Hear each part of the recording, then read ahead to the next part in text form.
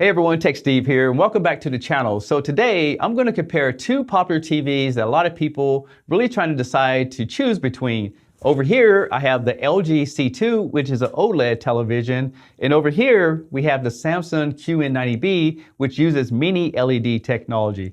On this video, I'm going to show you guys some picture comparisons, and we're going to talk about the features to see which one's going to work best for you and your family. And to do this comparison, I'm using this new OLED adapter. It's basically 120 hertz in and out, supports HDMI 2.1. And I'll be using my PS5 to play some custom demos, kind of like what you see behind me. Now take a look at the LG C2. This is the 48-inch version, and I will tell you that it has a very nice chic design. It has a base that goes all around the bottom.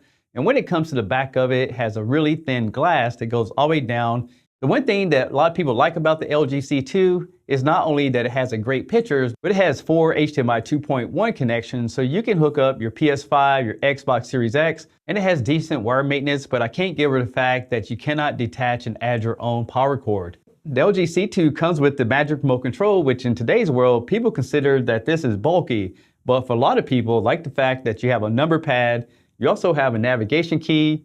It also has built-in voice commands that you can program in the TV to do Google and Alexa just by pressing that remote control, and there's some hotkeys at the bottom. The Samsung QN90B is more traditional looking television to me. It's a little bit thicker, but I think that brings in some durability on it. And it has this base that makes the TV look like it's floating in your entertainment center, which makes it easier to put on different types of stands. This TV also has 4 HDMI 2.1 for those gaming consoles and streaming devices, and you can remove the cable on it if you need to extend it. Some people did quote on my last video that the grooves in the back are for wire maintenance, but as you can see here, using any standard type of wiring, they don't fit on there, so I don't really think this TV is really good for wire maintenance. You probably want to bunch up your cables and Velcro them together so they don't actually hang out from the sides. The Samsung comes with this one remote, which is a much more simple looking remote, but I find in a lot of cases when I'm making TV reviews, it's hard to get through some of the settings because of the simplicity. But one great thing is that it does have a solar panel on the back. You can't change the batteries, and there's a USB charger on the bottom.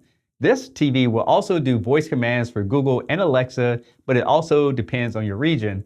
And if you want to get a little bit better experience, I recommend you go with a third-party Samsung remote. This one cost me about $10 on Amazon, but when I do my reviews, I have all my settings and everything I need, and I can use this one when I need to. Now, when it comes to picture quality, I think both TVs look fantastic. I will tell you that the OLED does actually beat the Samsung when it comes to black level, just because the panel doesn't use the lighting unless it needs it, where the Samsung has backlights.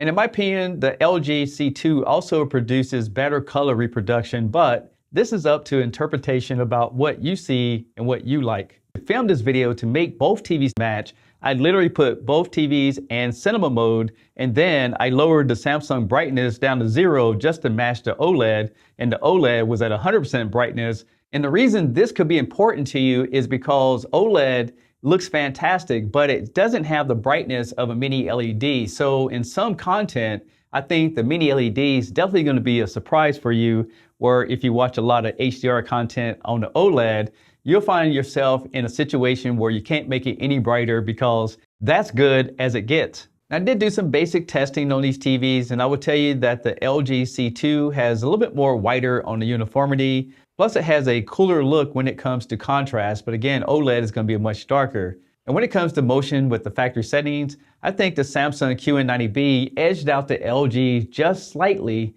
but both of them did a pretty good job. And also did some viewing angle tests, and I will tell you that the LG definitely is far superior because OLED doesn't give you any kind of loss in the picture, no matter what angle you're at. As you can see, the Samsung did get washed out, but that's just what backlight technology will do when you have a VA panel. You probably wonder what gaming looks like on these TVs, so I was able to get 4K at 120 hertz on both models, and I want to check out 1440p, and it looks like both TVs will do it at 60 hertz and 120 hertz in SDR mode, but again, this splitter might be stopping some of the signal going through.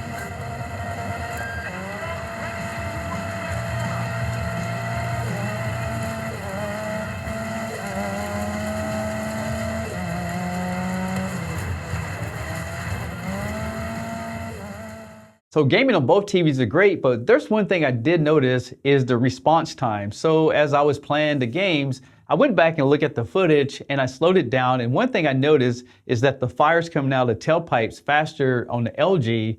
And then I went and looked at some other footage and it seems like the OLED refreshes faster than the Samsung overall. Now you can use both TVs on a computer, and I have this MacBook Pro plugged into a HDMI adapter and it's working fine on both sets. But just visually looking at them, it looks like the OLED looks better to me. And I'm trying to stay non-biased, but I'm telling you what I'm seeing. The Samsung does have a PC mode that you can go in through the menu, connect it, but I didn't see any benefits in the picture quality. Now you can use a PC on either television with an HDMI cable, but if you have an Apple device like this iMac Pro, it allows you to go into the system and actually use these monitors wirelessly as an additional screen, which is pretty cool if you're an Apple user. Now, audio is very important for people who want to add soundbars, so I want to do this demo for you guys, and you definitely want to wear some headphones. But the LG is a 10 watt by 2. It also has some technology where you can use the remote control and you can get the acoustics of your room with the software built in. They call it AI sound. Over here on the Samsung, it uses a 4.2 amplifier and it has about 40 watts, so it has more power. And it seems like it has additional speakers because when I was playing the demo, it had more of a surround sound effect to me. But here, take a listen and put some headphones in again.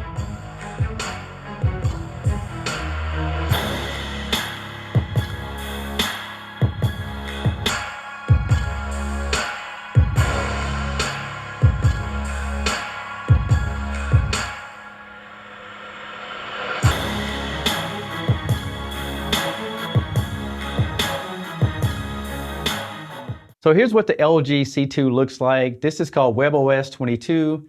You have a lot of features in their interface. Like for example, you can go in here and look for application.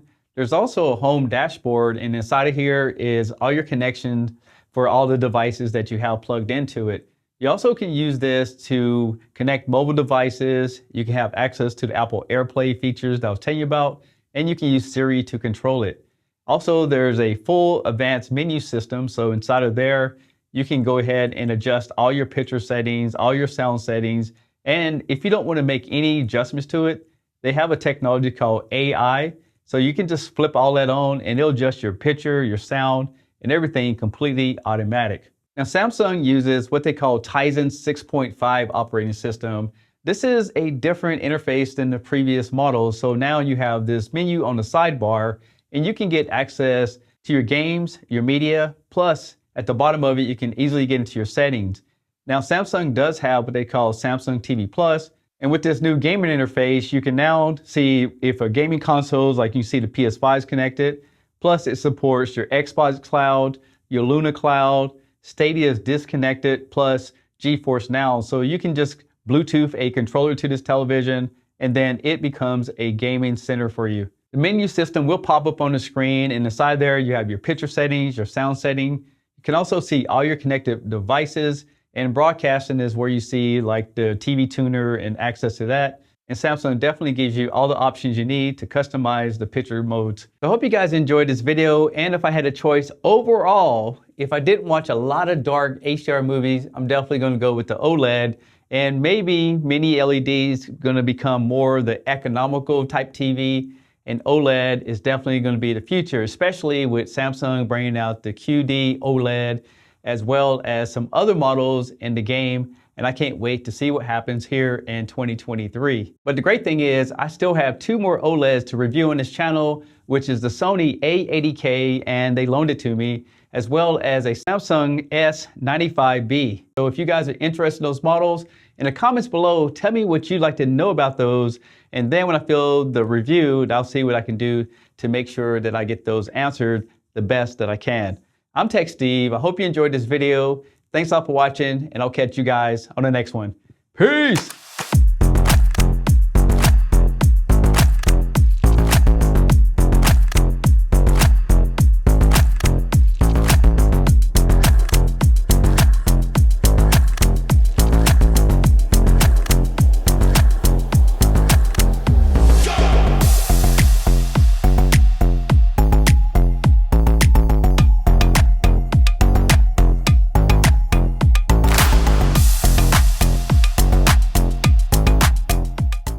endorsed.